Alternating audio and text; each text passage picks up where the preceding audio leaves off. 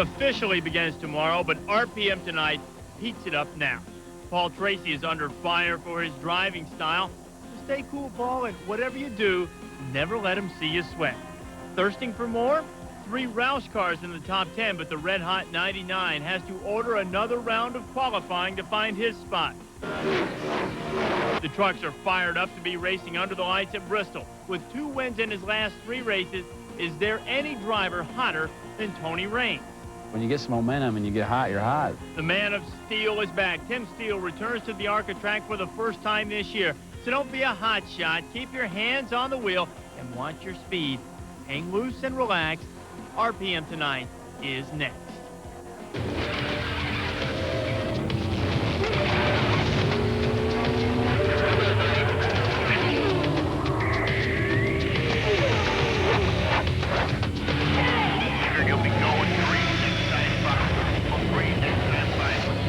Looks like we got ourselves a convoy, great big convoy, running through the night in Bristol, Tennessee. It's coming your way in a little less than a half hour. But for now, we had high gear in Bristol, Connecticut. Bristol to Bristol. It's all about synergy, and don't let anybody tell you any different. Javier, glad to have you with us on RPM tonight. I'm Reese Davis. Coming up, the sun is shining on the bed of his pick-em-up truck, but the man in our driver's seat hopes for a rainy day in Winston Cup. Jeff Gordon and Rusty Wallace tossed together again, but let's start Father's Day Eve with kart closeness. And only 3 drivers have won from the pole at Portland: Danny Sullivan, Al Unser Jr., and Alex Zanardi. That should be expected at a track known for building the suspense until the final thousandth of a second. Father's Day 1986. Michael Andretti had the race won until he ran out of gas. As he sputtered toward the finish line, his father Mario passed him in the closest finish ever in kart racing until Mark Blundell roared by Gilles de Ferran at the wire last year. Still, somebody's got to start first, and after Friday, that was Dario Franchitti. Paul Tracy giving moral support. That's all he's allowed to do. We'll get to Paul in just a bit. First session, Alex Zanardi not observing the 90-degree rule for karts on fairways.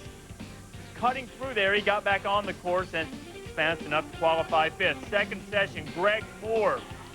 He, too, ignoring the 90-degree rule. Actually, he is sort of going 90 degrees, and then he gives the tire jungle a little sugar. He would qualify 14th.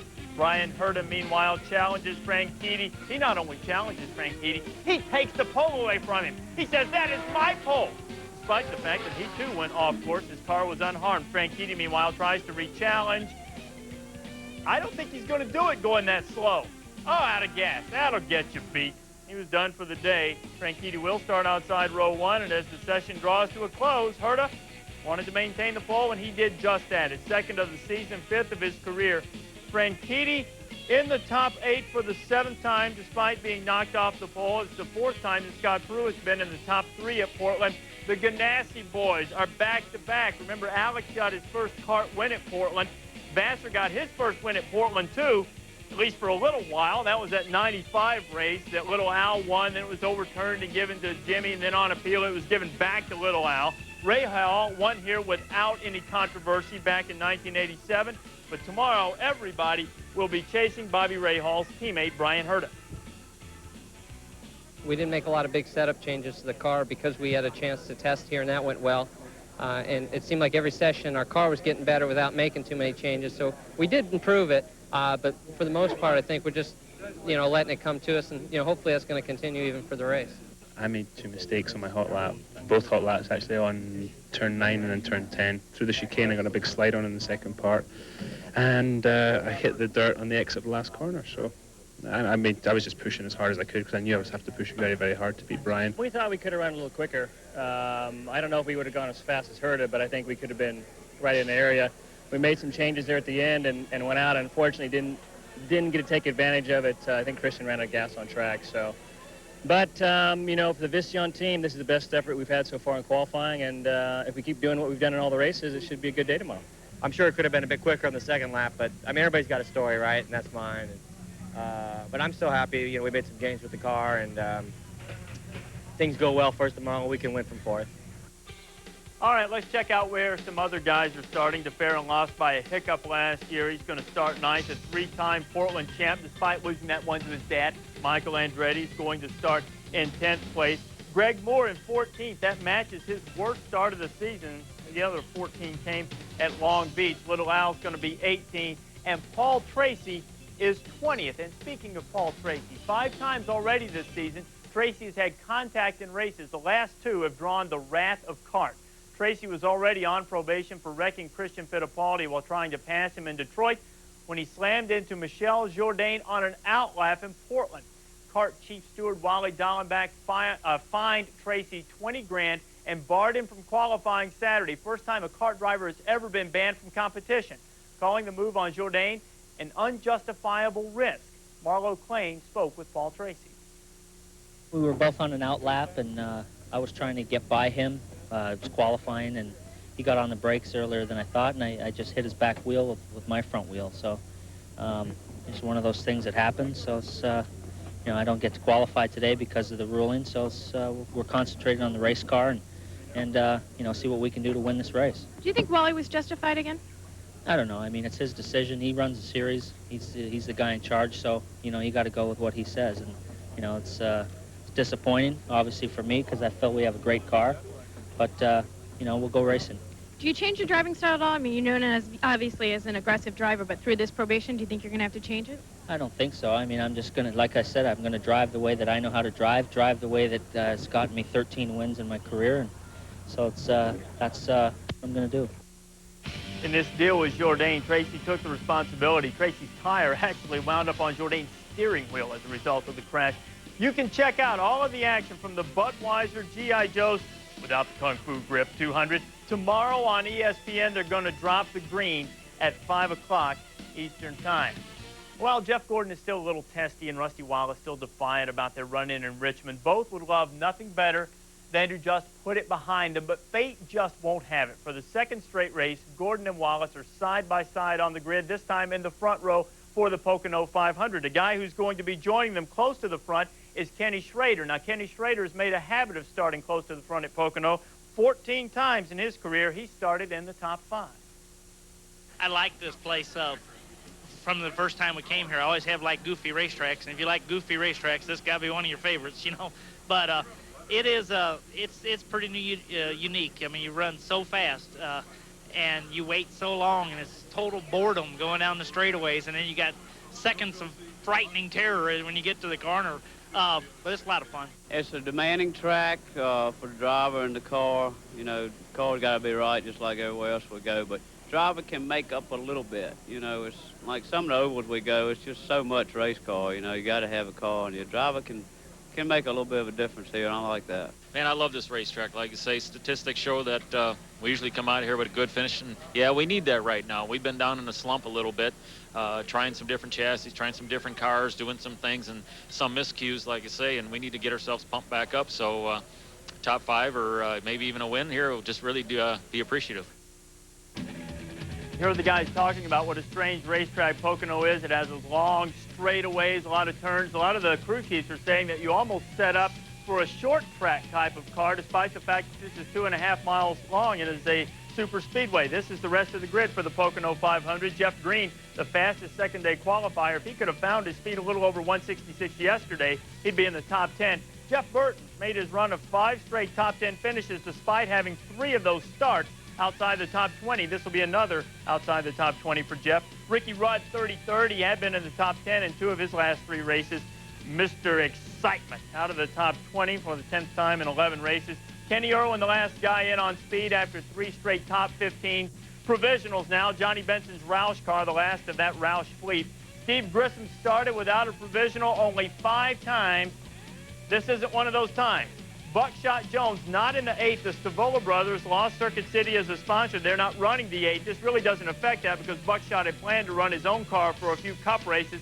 This is one of those where he planned to run, not going to run. The double naught didn't make the show, and Dave Marcus misses his 10th race.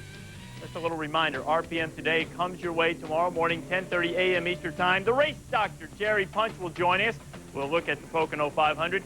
Mr. Earnhardt goes to Washington, and the world of Sammy Swindell. Would that be what? That doesn't get it done for me. I'll never do that again. I'm sorry I did it the first time. There is no better vehicle than a pick-em-up truck for a race called Load Handler. Nobody's handled the load of the Truck Series better than Tony Raines lately. He's in our driver's seat, although he longs to be in a different seat. I know that we can do it. I have no doubt that myself and Kurt and the whole team are capable of participating in Winston Cup. It's very difficult to get inside. Well, for now, Raines tries to continue his torrential downpour on his truck rivals, the Load Handler 200 coming up from Bristol at 7 Eastern here. RPM Tonight is being brought to you by AT&T. Pushing the limits. It's all within your reach. They are 1-2 in the truck's point standings, 1-2 in miles led, 1-2 in times led, 1-2 in races led. Actually, they're tied for first in those two categories, but it sounds better to say 1-2 since Ron Hornaday and Jack Sprague will start 1-2 tonight in the Load Handler 200. Dave Despain will call that race from Bristol. Dave? Hey, Reese, we're both in Bristol, but who's got the best job? I'm in Bristol, Tennessee. We've got a heck of a truck race coming up here tonight and a heck of a battle going for the series championship, although the two guys at the top, Sprague and Hornaday, will tell you this is not a two-man fight because Joe Ruttman is coming after him strong. And, Benny, the interesting part of this is where the title contenders start tonight. They all start 1, 2, 3. Hornaday, Sprague, and Joe Ruttman. And a very difficult racetrack to pass on. Ruttman has done it in the past, started at the rear of the field last year, worked his way to the front, did not win the race, but passing can be done, although it is very tough. Could be a heck of a show. You're going to see it right here live. We want to hear from the birthday boy who's starting at the top of the field. Let's get that from Marty Reed. Well, for the second year in a row, Ron Hornaday is going to start from the pole, but there's a big difference. You're 40 years old today. You know, you were quicker yesterday. Have you slowed down? I sure hope not. Fred Graves and everybody worked hard on this Napa Brake Chevrolet, so I don't think so. We'll see. The field's a lot tighter this year, and the track's the same, so it's going to be a little hotter from today than it was yesterday qualifying, so we'll see. Jack Sprague said, quote, "This guy will not lead every single lap like you did last year." Is that a throwing down the gauntlet? Well, he's got a good truck himself, but we'll see. I mean, it's tough. He's starting on the outside. Got Joe Ruttman right behind it. I don't think Joe's going to let him in on the inside, and I don't think he's going to jump the start. So we'll see what happens. One of the statistics you might be interested in, guys, that the winner of all three previous Load Handler 200 have started in the top 3 positions. That sounds like a first lap you do not want to miss. Happy birthday, Hornaday. We'll be back at the top of the hour live from Bristol with the Load Handler 200. Dave Despain, Benny Parsons, and Marty Reed to bring you all the excitement. We'll see you then. All right, Dave, thanks a lot. Coming up here on RPM Tonight, before we go to Bristol, we'll go to Pocono for a little ARCA bumping.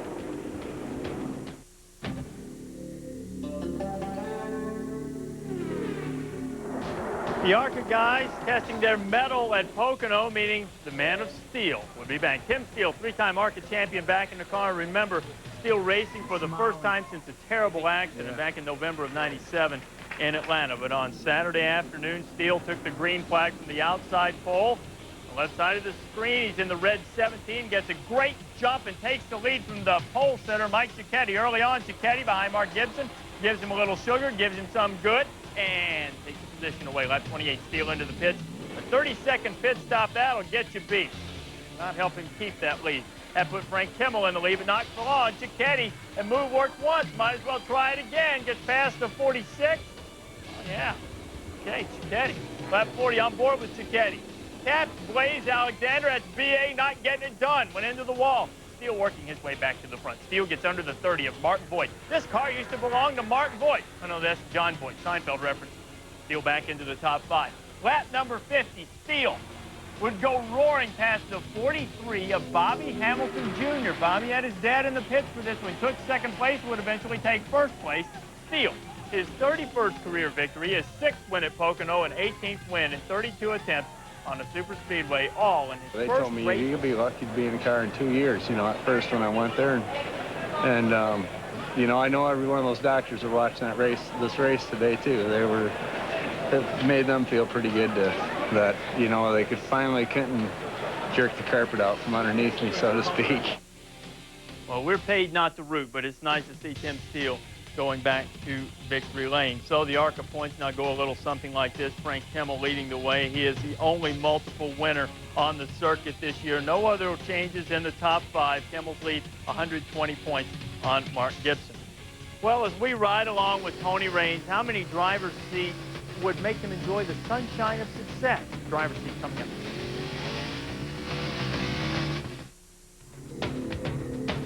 In the Driver's Seat is brought to you by McDonald's Drive-Thru. Next time you're in the driver's seat, how about a stop at McDonald's Drive-Thru? Tony Raines is a licensed pilot, but it's his career on the ground that's starting to soar. Raines has found nothing but sunshine in the Craftsman Truck Series, winning 2 of the last 3 races. Even so, Raines hopes to find his pot of gold at the end of another rainbow. Tony Raines is in the driver's seat. John Kernan will ride along.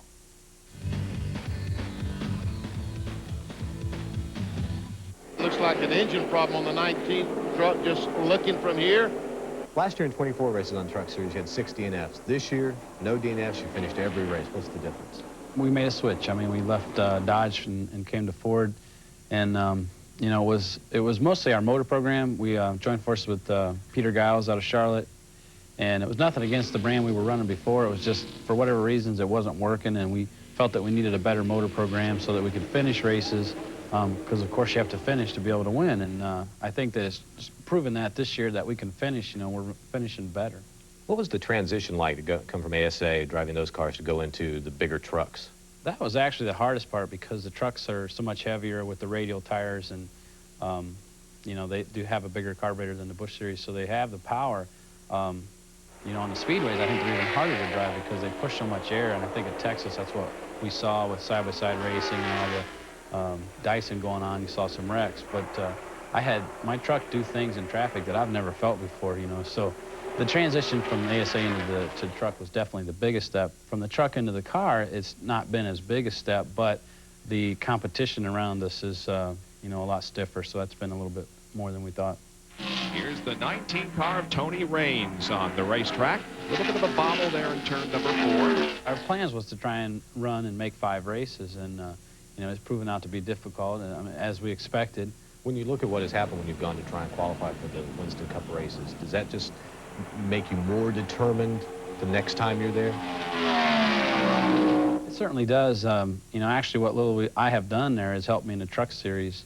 You know, every time I go somewhere, I learn something, and we've made some small steps in the forward direction in the Cup Series, as far as us going as a team and the driver learning some more, and you know, we definitely want to get in on first round, because it appears to us second round is even tougher, because everybody gets a second chance, and they have a lot more experience than we do, and we just have to work really hard. But we're gaining on it, but it's, you know, it's definitely tough.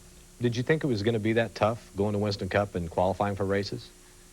I really did, you know, and at first, you know, I guess I was real apprehensive, but after, you know, what we've done so far, I know that we can do it. I have no doubt that myself and Kurt and the whole team are capable of participating in Winston Cup. It's just, it's very difficult to get inside, and you know, once you've got in it and been around it for a while, it probably gets a little easier, so to speak, but I'm sure that it's very, very competitive.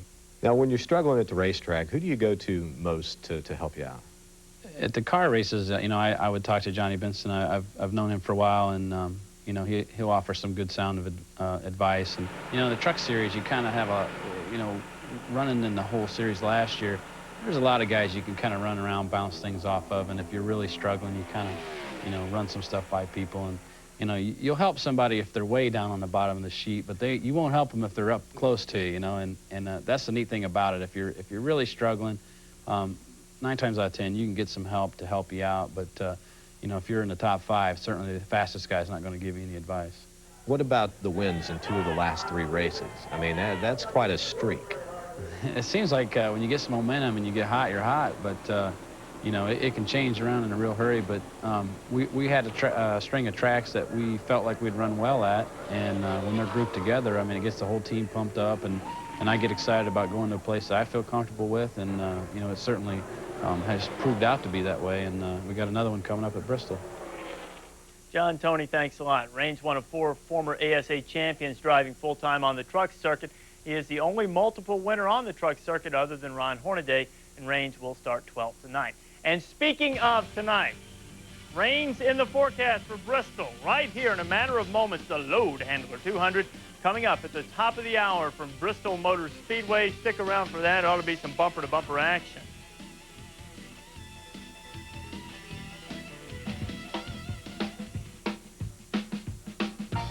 In the 80s, Darrell Waltrip's hard driving and vocal attitude caused fans to either love him or hate him. In the 1982 Michigan race, Waltrip rival Cale Yarborough made contact on the last lap.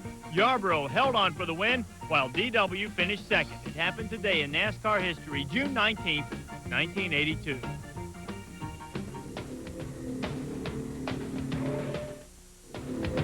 RPM Tonight is being brought to you by A1, a marinade, a seasoning, a 136-year-old secret. Hey, before we go to Bristol for the trucks, let's go to Bristol for the Goodies Dash. Lap 138. Oh, somebody's driving a three-wheeler. It's Keith Wilson. He's into the wall of voodoo. 11th caution of the race on the restart, lap 144. 4 cars into the spin cycle. Jimmy Gross, George Crenshaw involved. I think they flew the yellow flag for that, and they did on the last lap. No yellow flags, just a checkered flag, and it goes to Robert Huffman, who finished just ahead of Will Hobgood. A little reminder, RPM Today comes your way 10:30 Eastern tomorrow morning. The race doctor, Jerry Punch, will join us from Pocono. Mr. Earnhardt goes to Washington to speak to the National Press Club in the world of Sammy Swindell. And then tomorrow night, it's RPM Tonight. Have a complete wrap-up from Pocono, a complete wrap-up from the Budweiser G.I. Joe's 200 highlights and interviews. It's Father's Day, and we have a Father's Day special with the Drag Racing Johnson.